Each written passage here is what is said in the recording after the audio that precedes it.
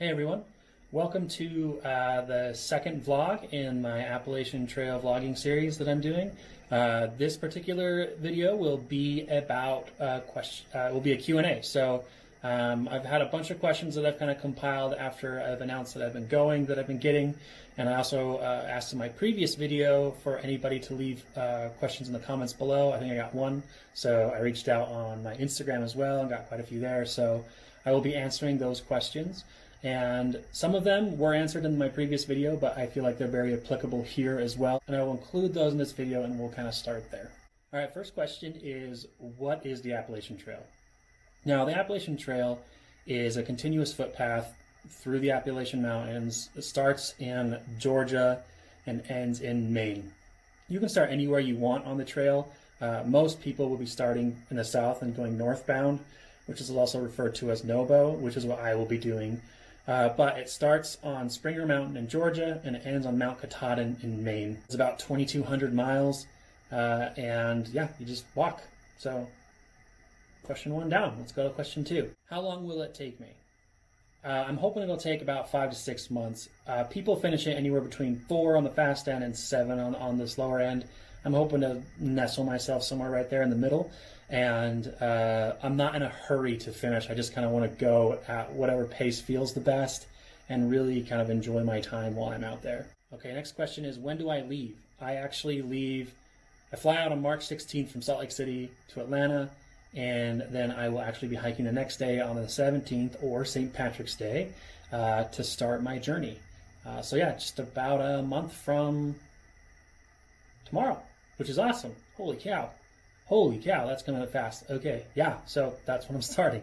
Okay, so how long have I been preparing? I decided to go, that I was going to be leaving back in October, and that's when I first notified people at work that I was planning on leaving.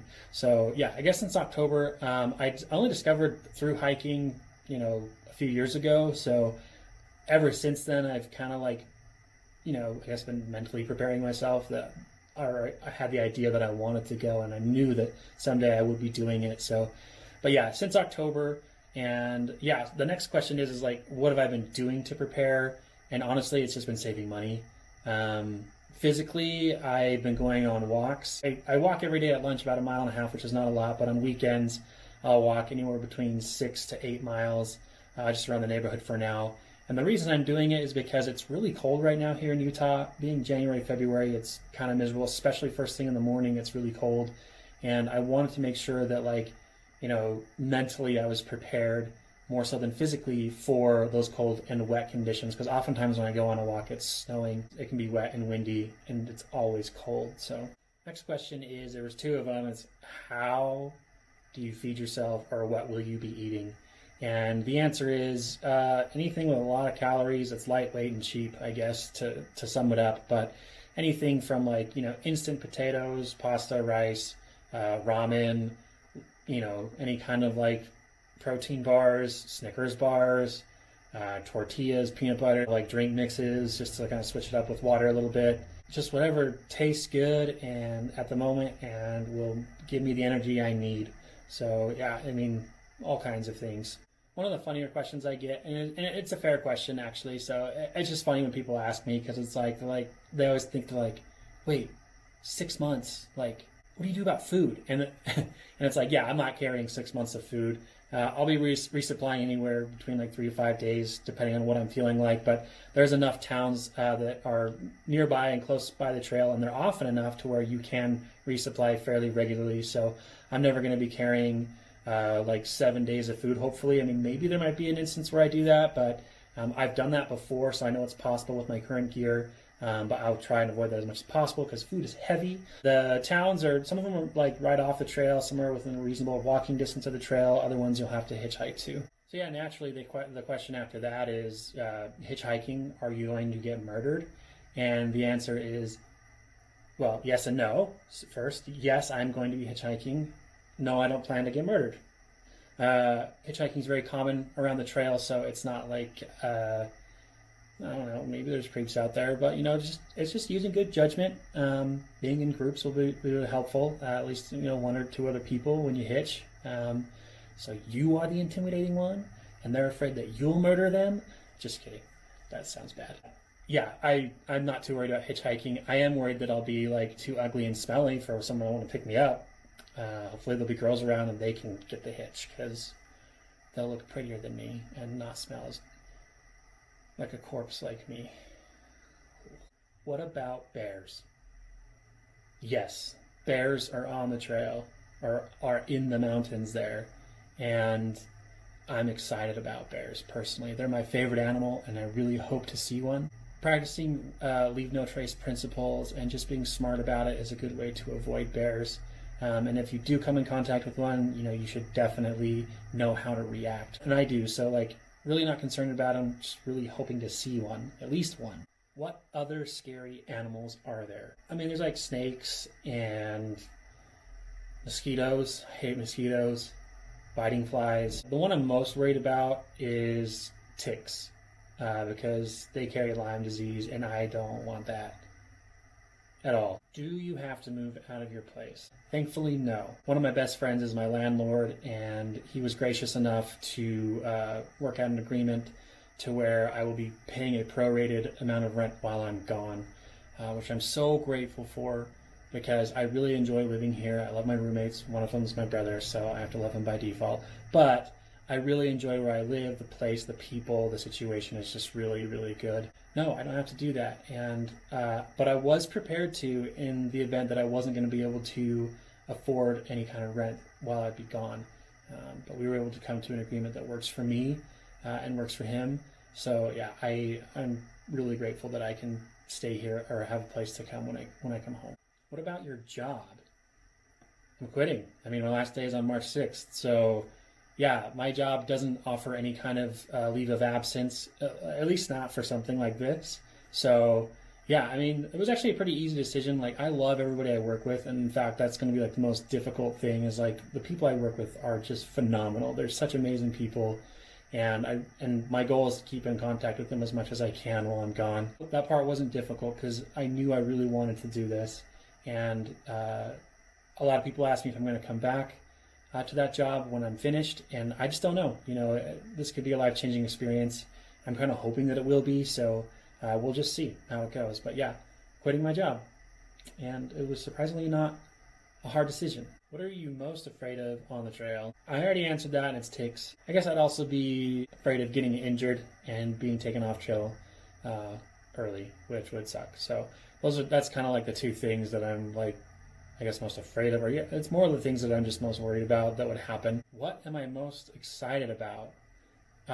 Honestly, just all of it. 2 summers ago, I did a 7-day, 105-mile backpacking trip in the it's called the Uinta Highline Trail here in Utah in the Uinta Mountains, and it was an awesome experience. By the end of the 7th day, like, I didn't want to go home yet, and I'm really excited to do something like this to where I won't go home after 7 days.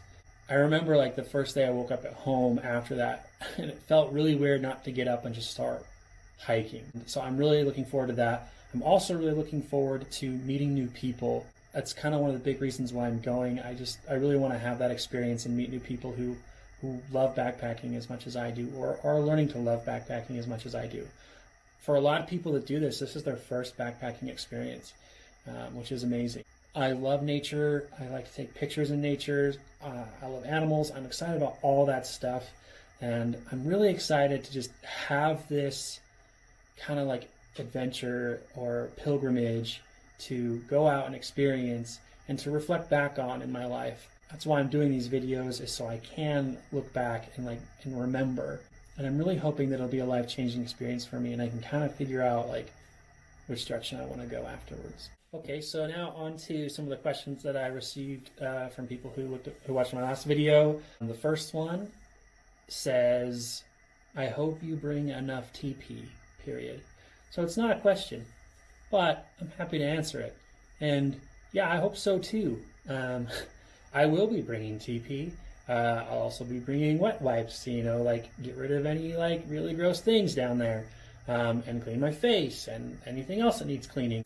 One of the things I just discovered is actually just a little portable bidet, which I'm excited to use to clean off all the salt and everything that causes chafing, because chafing is the devil.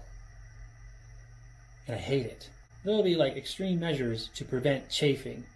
I expect chafe, but I also expect a long, hard fought war against chafing. So yeah, but yeah, I'm going to bring enough TP. Question I had was, how much does it cost? Hoping to do it for about $3,000. I'm prepared to do it for more, but yeah, that's where I'm kind of hoping to stay. Towns are the most expensive places, so not spending so much time in towns because lodging is expensive, food's expensive. I guess one of my advantages is I don't drink alcohol, so I'll definitely be saving money there. I know a lot of hikers blow a lot of money on alcohol, so I'm really hoping that with not drinking that, you know, I'll be able to save a lot of money there as well. Where do I shower? I don't. Mostly. Yeah, it's really gross. To touch on one of the previous questions, one of the things I'm most afraid of is like smelling really bad and other people smelling bad. I have a really strong nose, and I typically just don't like people who smell bad. They could be like the coolest person ever, and if they just smell bad, I'll be like, I don't want to talk to you. Get out of my way. Get out of my life. So that'll be me, you know, and everyone else around me, you know, is gonna be cruising along that trail smelling like corpses. To answer the question, yeah, I mean, I'll bathe when I'm in town, certainly. Whenever there's a great place to swim or jump in a creek or a waterfall and it's not freezing outside, then yeah, I definitely will. And I'll also, you know, be cleaning myself with my bidet or like just water and wet wipes and things like that. So yeah, I mean, I'm gonna do my best to stay clean, but I 100% expect to just smell like a dead body. Sprinkled with taco seasoning. My sister-in-law asked, what happens if you run into a killer? I don't think I'll know that they're a killer until they try to kill me or someone else. I don't anticipate that happening, but if what happens, I either run, or use my trekking poles like swords. I don't know. Yeah, not something I'm worried about. So yeah, some of the other questions I got were already questions I had prepared, so they were already answered. If you have any additional questions for me, or like if I didn't cover something as much as you would like me to have covered, leave a comment below. Or you could follow me on Instagram. You can send me a message there. I'm on there pretty regularly, so I'll see it. But yeah, thanks for your questions, and this has been a fun one because it's really kind of caused me to consider some of the things I haven't thought of, which has been really helpful. Yeah, so thanks for watching. I'm thinking that my next video is going to be all about my gear, so look for that one. I really like gear. Always kind of been into, like, you know, technology around gear and how they work and innovation and everything like that. So I'm excited to do this video and talk about some of the things I have. Stay tuned for that one. And again, if you want to keep following along, just click like and subscribe. And I will see you in the next video. Thanks.